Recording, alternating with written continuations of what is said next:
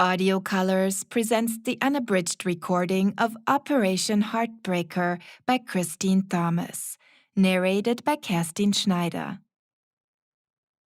Prologue.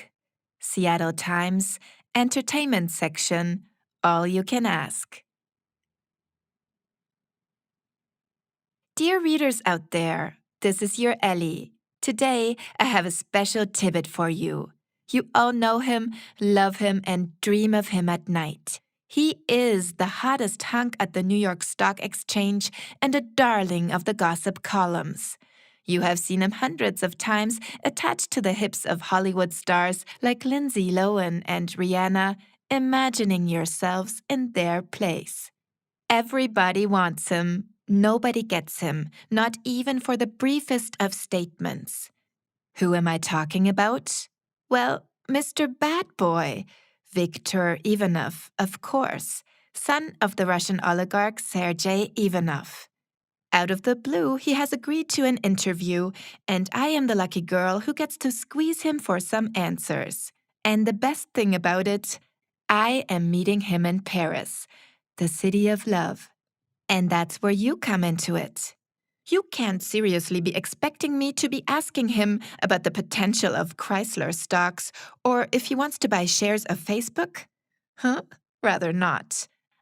I'm much more interested in finding out how he got his astral body and which tattoos he is hiding under his starched shirt.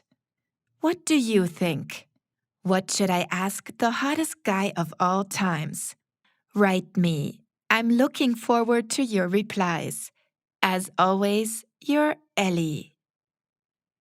Chapter 1. Victor was staring at the monitor, frowning while running his knuckles over his bristly chin. Though he had only been following this blog for a few weeks, he was sure that this wasn't Ellie's work. Her style was easygoing, not uncouth. Hunk, and expressions like the hottest guy of all times didn't sound like her. She had to assume he would read this article. Ellie had fought too hard for this job to maneuver herself into a precarious situation right before an important interview. They would see each other in a few days. How was she going to explain this verbal faux pas to him? The door opened and his assistant Michael entered the office. "What now?" he asked without looking up. "It's about the donation, Victor." "Donation?" He scrawled all the way to the end of the article, but so far nobody had commented on it. Michael cleared his throat, a sign that he was under time pressure. Nothing unusual. Michael's appointment schedule was always filled to the rim. It had to be because Victor pushed all the annoying responsibilities he didn't want to deal with to him. Something that, at a rough estimate, pertained about 95% of his tasks. And why not? Why would he be paying for a bunch of employees if in the end he would have to take care of everything himself? "We had agreed that you would become charitably active," his assistant offered helpfully. "The young woman who launched compromising images to the media?" he added at Victor's blank expression. "Ah, that donation." At the party last weekend, he'd been so fucked up he could barely remember. At about 4 o'clock, he had left the club with 2 or 3 girls. Details were sketchy on that. He only remembered the brunette who could bend herself like a pretzel. Marie Claire? Or Marie Claire? Whatever. When he woke up around noon, with a hangover from hell, his diligent assistant had already put the two into a cab and discreetly obliterated the evidence of the stormy night. That usually included the deleting of pictures on smartphones. Unfortunately, one of them had already sent a photo during the night. It took Michael all Sunday to convince TMC to not put the picture online because it would put Victor's current projects into a bad light. As if he had projects. "I would suggest an orphanage. That kind of thing always goes over well with the press."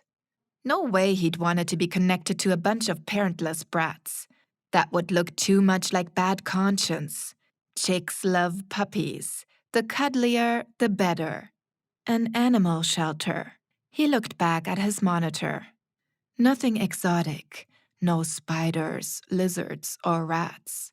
Just kittens or fluffy cuties with floppy ears. Good choice.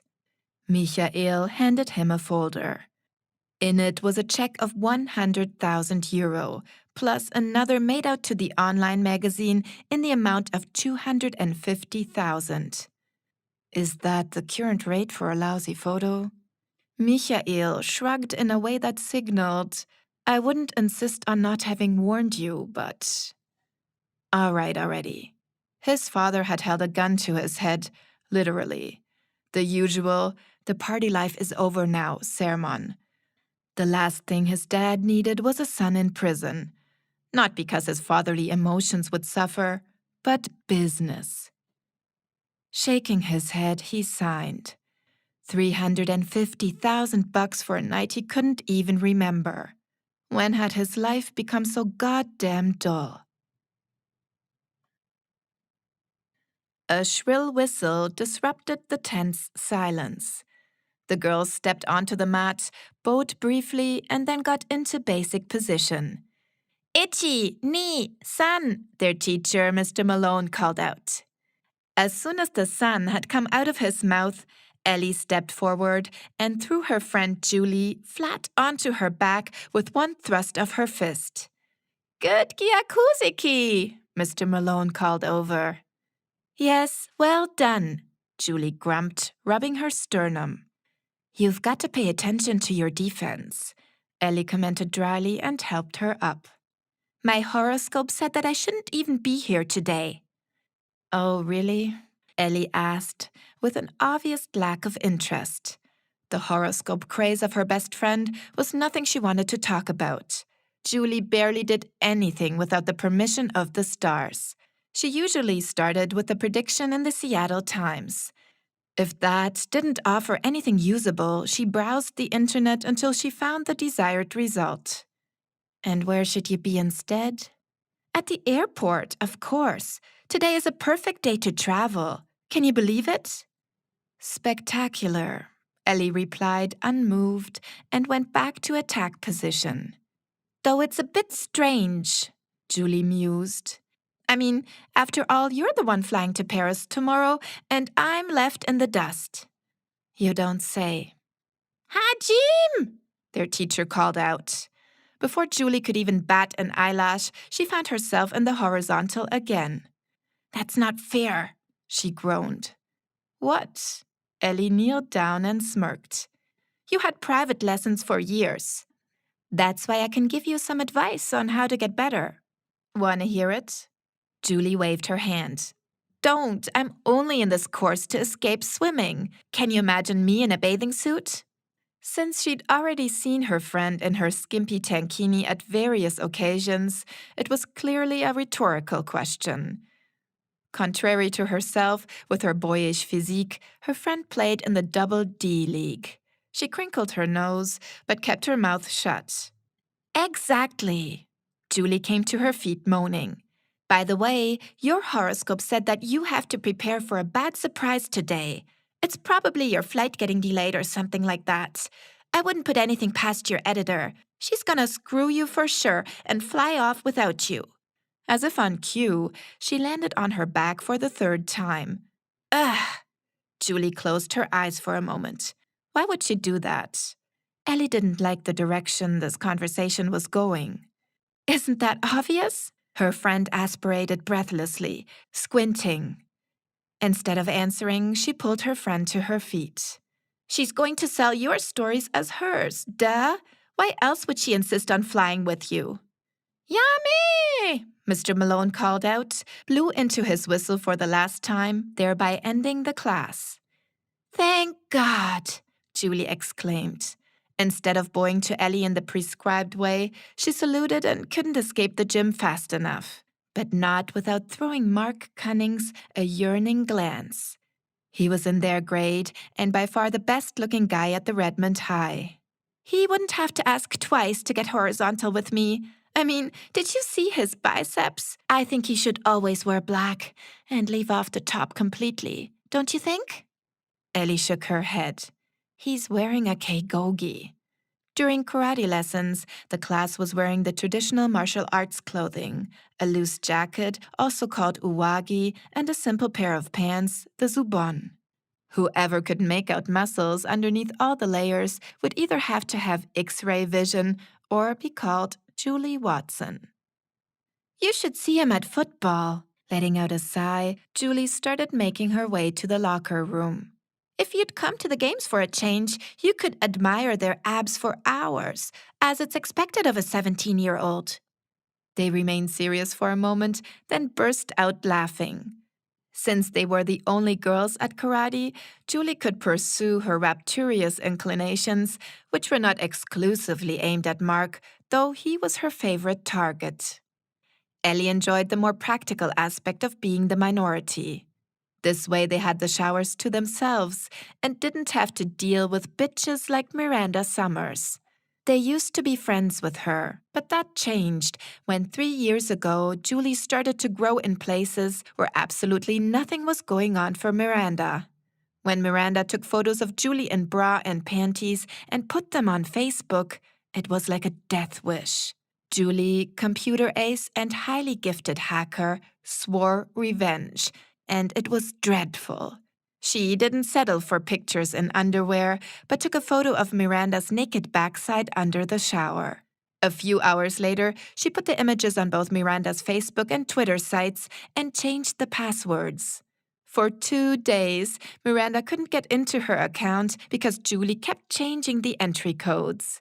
But long-lasting anger wasn't Julie's thing. She had wanted to send a message, and that one had hit home.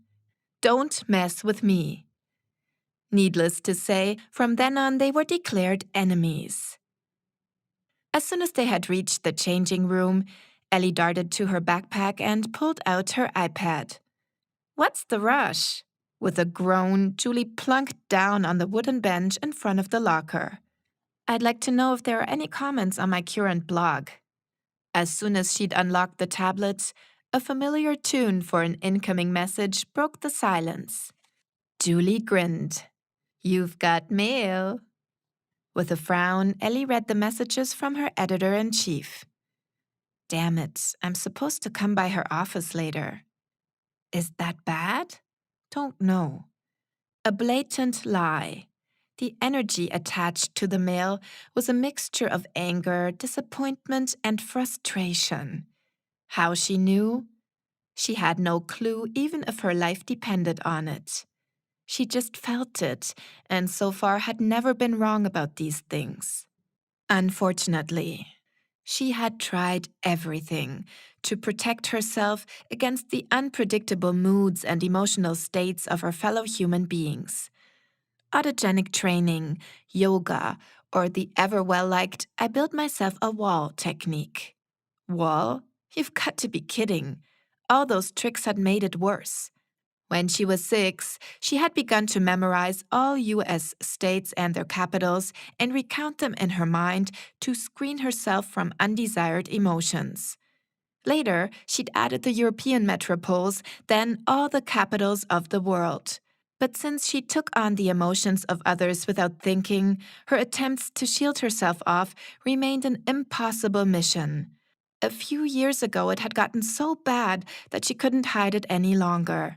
She was afraid to leave the house, afraid to go to school, afraid to meet other people. Since she was born with a heart defect, she was regularly checked by her uncle's personal doctor. At one of these occasions, her fears had been unveiled, for the ECG had looked like a 2-minute earthquake with a 9.0 magnitude on the Richter scale. Dr. Edwards attended to her problem, while her uncle didn't hide his disappointment. He was seriously miffed by the fact that she'd hidden her abnormality all those years, when it had really been one of her biggest fears that he, who was always so rational and level-headed, would consider her a freak because of her oversensibility. After a thorough interrogation about when she felt what, how strongly, and how often, the dose of her heart medication had been increased. It didn't really make sense. Why didn't she get different pills? Seriously, what did a heart defect have to do with her oversensibility? Dr. Edwards ignored her questions. Instead, he reminded her stone-faced to never ever forget her medication. She didn't intend to. After all, her life depended on it. One shouldn't mess with a heart defect, right? Ellie was completely clueless why she was cursed of excessive empathy. It looked like she was the only person in Seattle who had to deal with it. Maybe even the only person in the entire US. What did she know? During her night-long researches, she'd never come across a case like hers. Some were similar, others even quite close. But the combination of a heart defect and emotional oversensibility was unique to her and her alone. While the website of the Seattle Times was slowly loading, Julie peered over Ellie's shoulder and read the headline.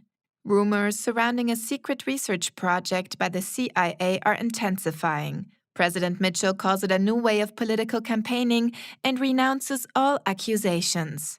Julie made a noise that sounded like a grunt.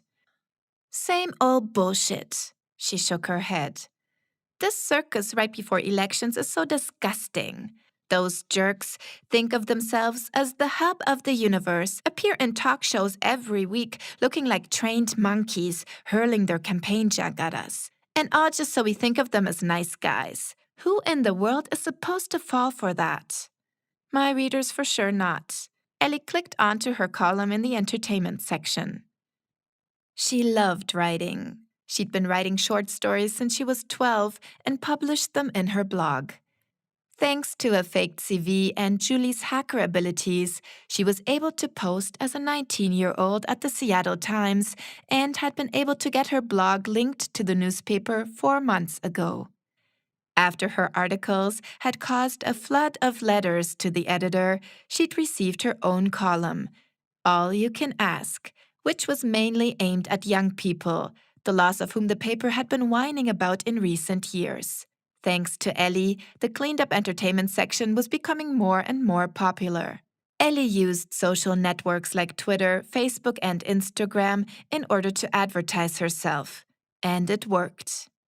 When a few weeks ago she'd received the email offer from her chief editor to interview the famous industrialist's son, Victor Ivanov, she couldn't have been more surprised. After all, she only maintained the gossip column, a target audience which still went to high school, not to mention its writer. But that's a different story. It was fact, though, that she'd only been on the payroll of the Seattle Times for a few months. And now she was to fly to Europe in order to interview a media-shy celebrity who had played Monopoly with Daddy's money and multiplied his fortune at the stock market? She, a newbie with no experience whatsoever, who maintained a blog about triviality? Maybe she should have been more wary from the beginning. At least that would have emphasized her journalistic qualifications. But the only thing she could think of was the once-in-a-lifetime chance to prove the world that she was capable. And, well, you don't look a gift horse in the mouth. Though in this case, horse wasn't the image that goes with Victor Ivanov. The guy looked too good to be true. A mixture of Damon from Vampire Diaries and Alcide Herveau from True Blood. Sexy, hot, and mysterious. And he didn't just look good. He had a smart mind, good taste, success, and the deepest blue eyes she'd ever seen. Whenever she came across a photo of him, she drowned in his baffling sapphire gaze.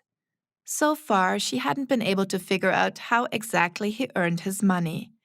It was common knowledge that he was a gambler and a fan of the theory of reflexivity, which was described in a book called The Alchemy of Finance. Ellie loved books, but this tome really takes the biscuit. She didn't get a word. According to the blurb, the book was about the development of a discrepancy between perceived reality and actual reality. Just peachy. And what in God's name did that have to do with the stock market? While doing this research, she got headaches from all the weird banker terminology. To this day, she didn't get the difference between hedge funds and quantum funds.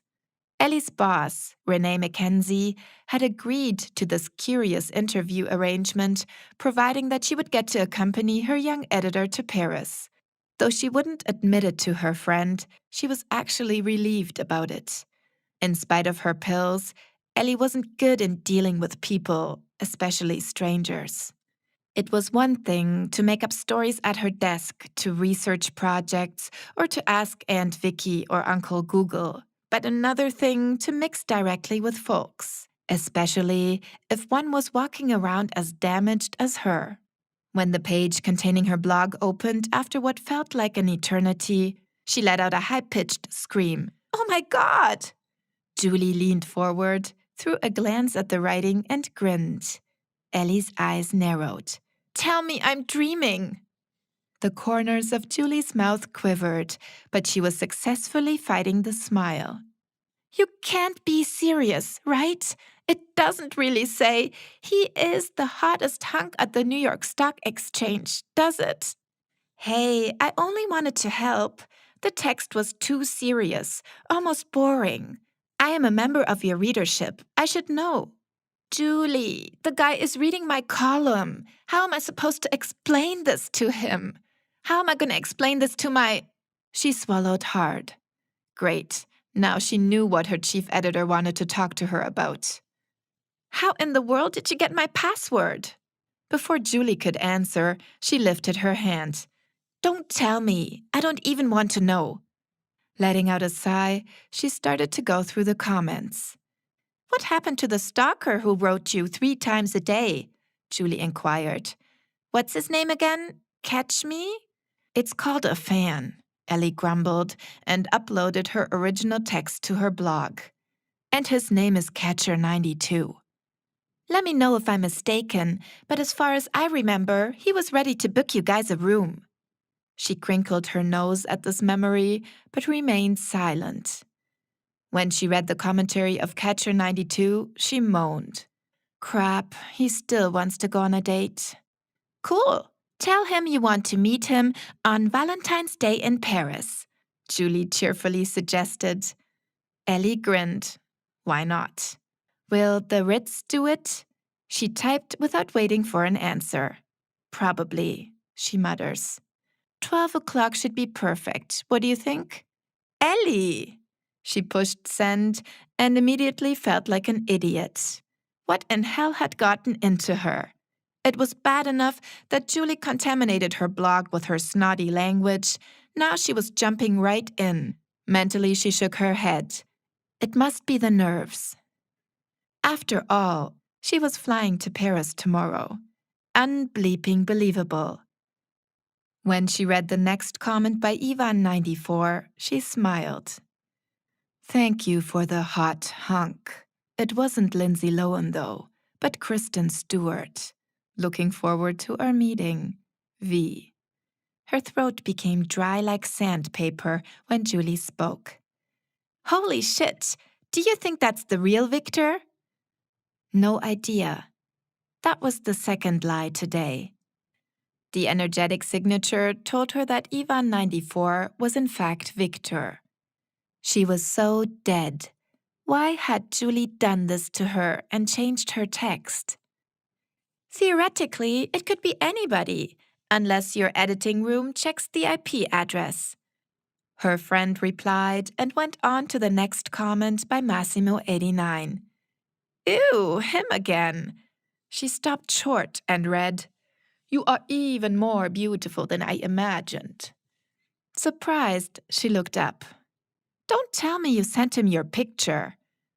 "I didn't." "Thank God. I thought you had."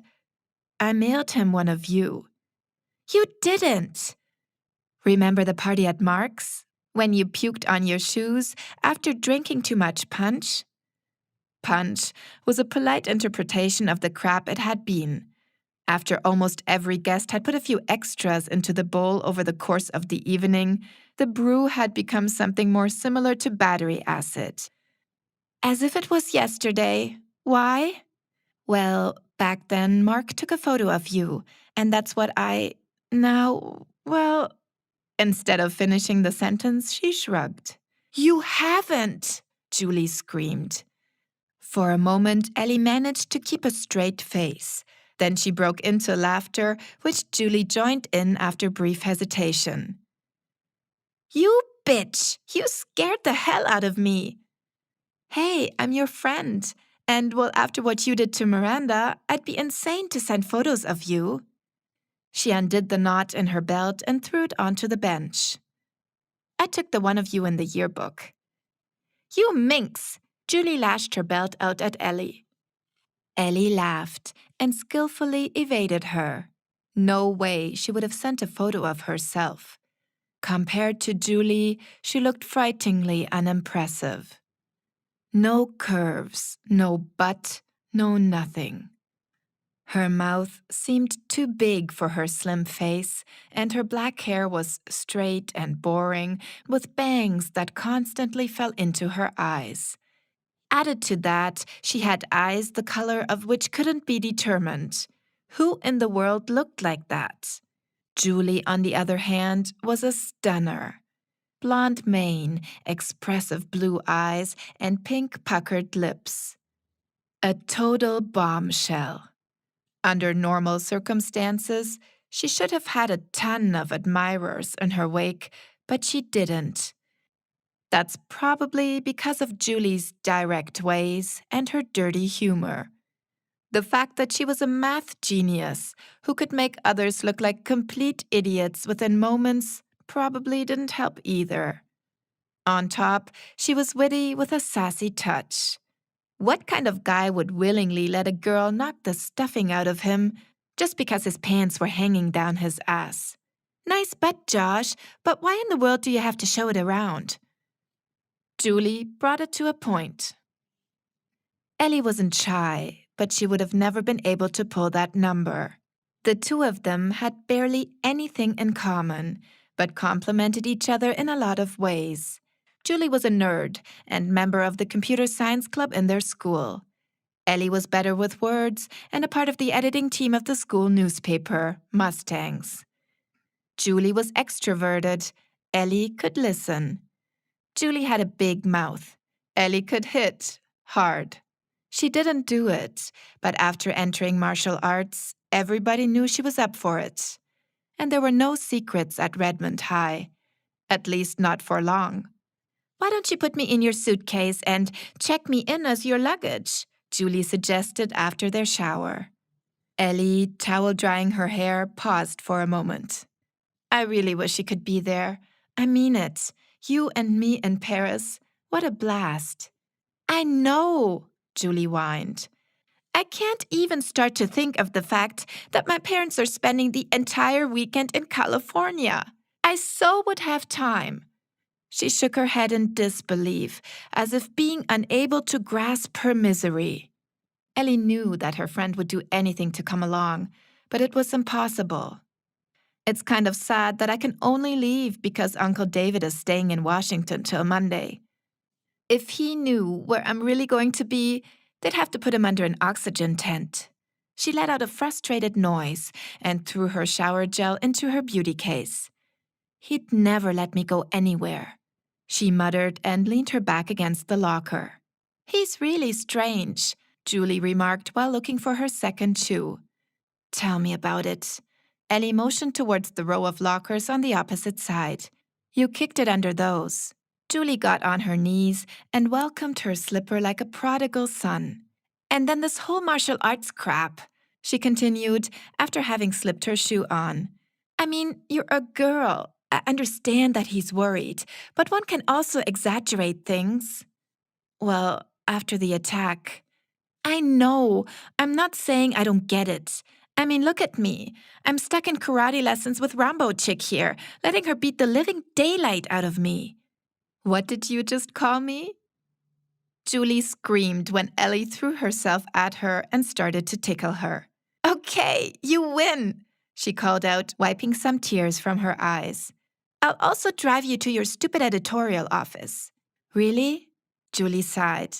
Well, now who has a driver's license? That would be you. Right. And a half-hour cab drive costs a fortune. True. Ellie packed her stuff into her backpack before her friend could change her mind. Though in my opinion, Julie added, she could send you her corrections to the interview questions via email as well. Do you think it's something like that? That would be too good to be true. More likely, she had been irked by the hottest hunk and was going to give her a lecture on it. Serious journalism and all, yada dada. It would be interesting to explain that the text had been changed after approval, namely by a certain friend whose name shall not be spoken. After all, Julie owed her the drive to the editorial office. Because of her actions, Ellie had to show up. Most likely, at least. Whatever the reason for Renee's mail, Ellie knew that she was fuming. Julie shrugged. What else? Unless the questions are so abysmally poor that she has to tell you in person. She closed the zipper of her gym bag.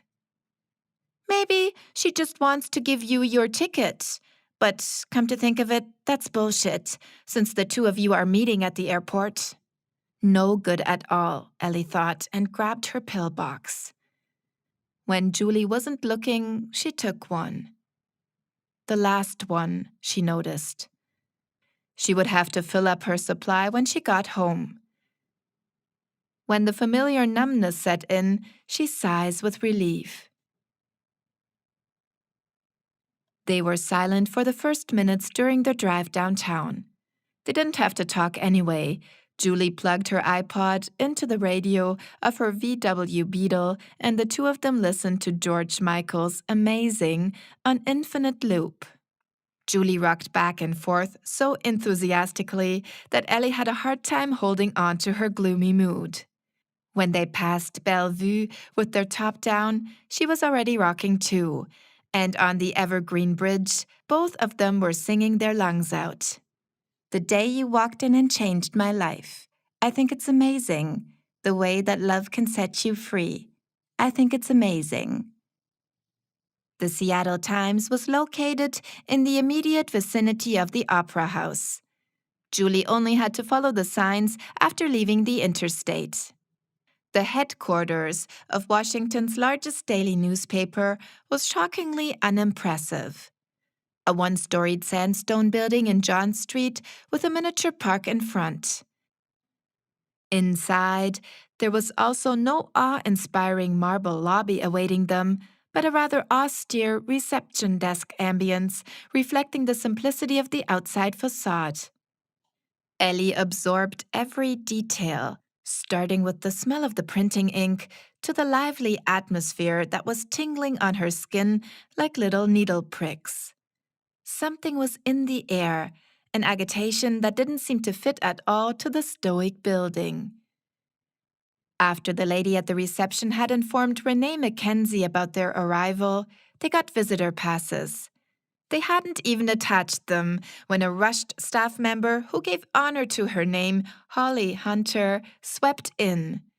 To Ellie, it sounded like a comic figure with long ears and rabbit feet, but she kept that to herself.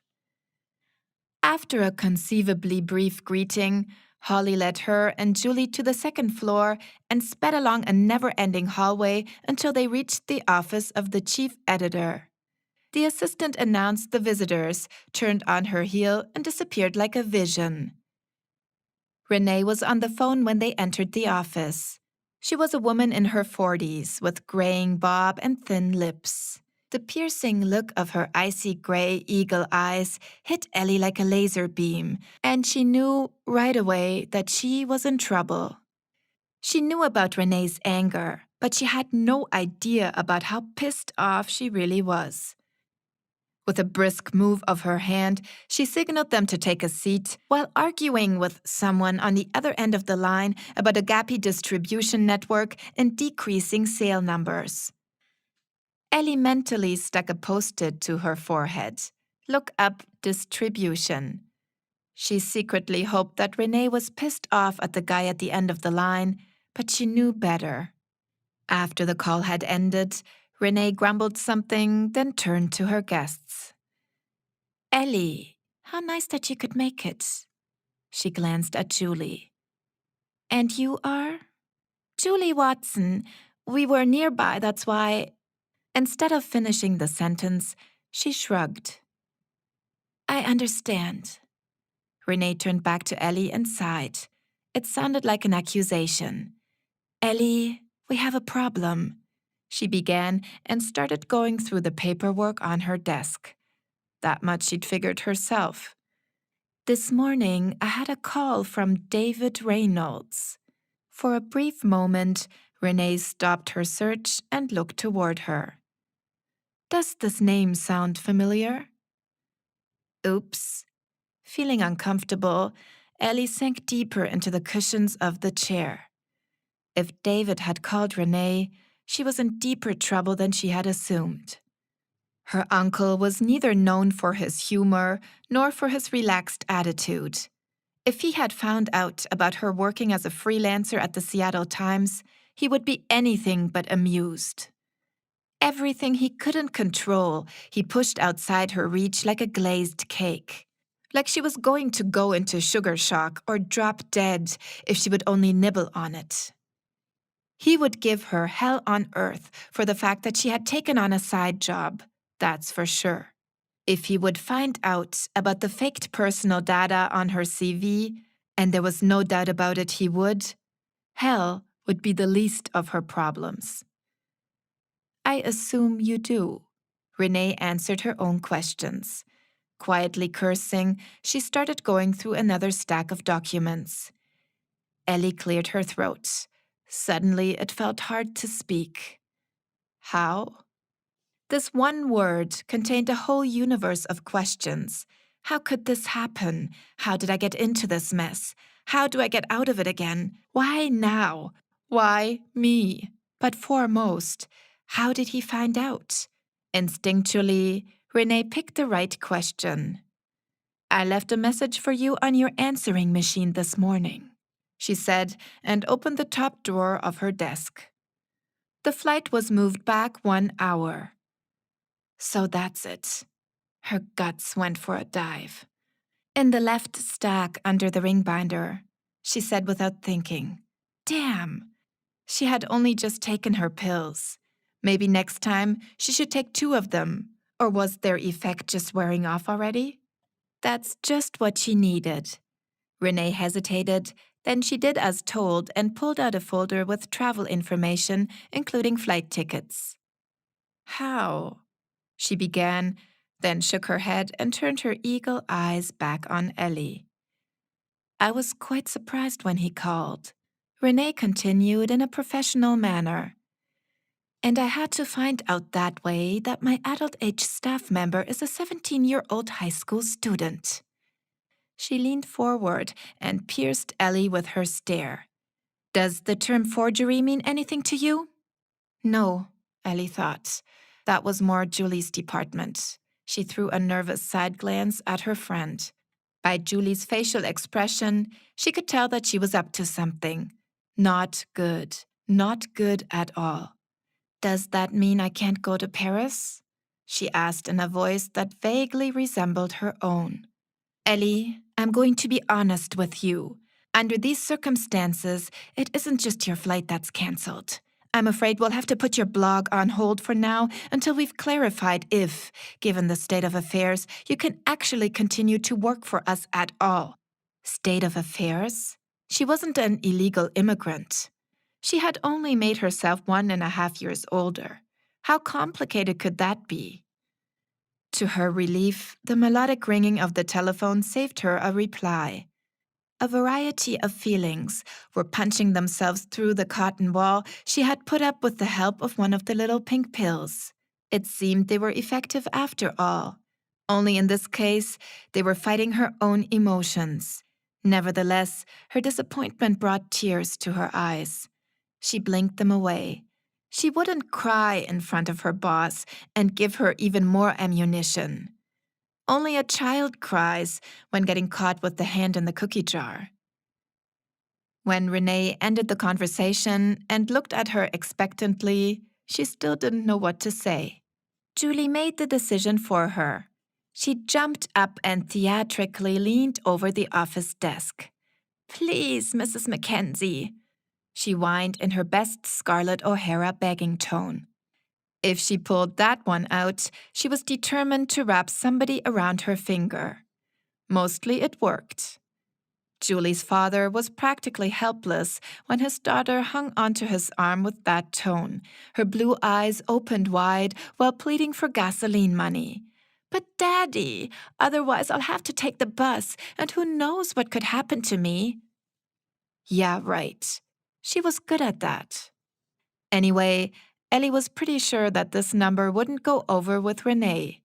The chief editor was definitely made of harder stuff. To her horror, her friend was making her way around the desk, grabbing her boss's shoulders. Just perfect. If Julie was going to shake her, Renee would probably call security. Ellie worked her ass off day and night for this job. In this short time, she has won more fans than any other resort of your newspaper. Her blog had almost 1,000 clicks today. That's generally true, Renee replied and pushed Julie carefully but resolutely away from her so that she was practically sitting on her desk. And think of Viktor Ivanov. That's a good one. A small spark of hope lit up, and she took a deep breath. In order to remedy my concerns, she would need 10 times as many clicks, but that's not the point. The Seattle Times is neither a student newspaper nor an institution where you can steal your way in under the pretense of false. She didn't get any further because Julie broke into tears. Oh my God. She was stuck in the middle of her personal nightmare, and nobody came to wake her up. Time to show some initiative. Much to Renee's relief, Ellie pulled her friend off the desk and pushed her down into the visitor's chair. Julie had buried her face in both her hands, her body quivering under suppressed sobs. Sobs? Ellie's brows narrowed. She knew her friend, or at least she had thought so until just a few moments ago. This wasn't a hysterical bundle sitting in front of her, crying her eyes out. Julie was laughing. What the hell was going on? I apologize for modifying my age a bit. According to her calendar, modify was her word of the day she should use as much as possible. And this was an excellent opportunity. I knew that wasn't okay, but I hoped if I do a good job and prove myself, you would condone it. At some point, at least. Ellie cleared her throat. This was the hard part. She wanted this job more than anything else, but how could she keep it without begging? Besides, 10 times as many clicks were a joke. How in the world could she rustle up that many fans in a few days? The phone rang again. Renee took the call and gave Ellie the chance to throw Julie an inquisitive glance. Julie bit her tongue, but not to prevent another sob, but to suppress a giggle. Why did her friend have to lose her mind just now? "I'm sorry," Renee interrupted her churned-up thoughts. "I have a phone conference now. Ellie, we'll talk next week to see if and how we will continue. Your blog is certainly popular, I'm not doubting that, but you really are very young, and your uncle made it clear that he doesn't permit your side job. Besides, I can't remember ever having a high school student among my editors. That really seems a bit..." She was looking for the right word. "Modern," Julie interrupted her hopefully. She had miraculously recovered from her nervous breakdown. "I was thinking of dubious." "But it is the entertainment section," Ellie chipped in. "Next week," Renee replied, and this time there was steel in her voice. As if on cue, both girls stood up and left the office in single file. What the hell? Julie punched Ellie's ribs and shook her head. "Not here," she hissed. "Let's get out of here and make it quick." "Why?" Her friend's eyes glanced down the hallway, then she pulled 2 plane tickets from the sleeve of her denim jacket. When she noticed Ellie's horror, she grinned impishly, grabbed Ellie's hand, and started to run. "Tell me you didn't!" Ellie hit the passenger seat door of Julie's VW Beetle with her open hand. "Take a breath. It was easy as pie." "Julie, do you really think I would let that old Wir hoffen, Sie hatten viel Spaß mit dieser Hörprobe von Audio Colors. Wollen Sie erfahren, wie es weitergeht? Das komplette Hörbuch gibt es auf www.audiocolors.de, auf Audible und überall sonst, wo es gute Hörbücher gibt. Die Links hierzu finden Sie in der Beschreibung dieses Videos.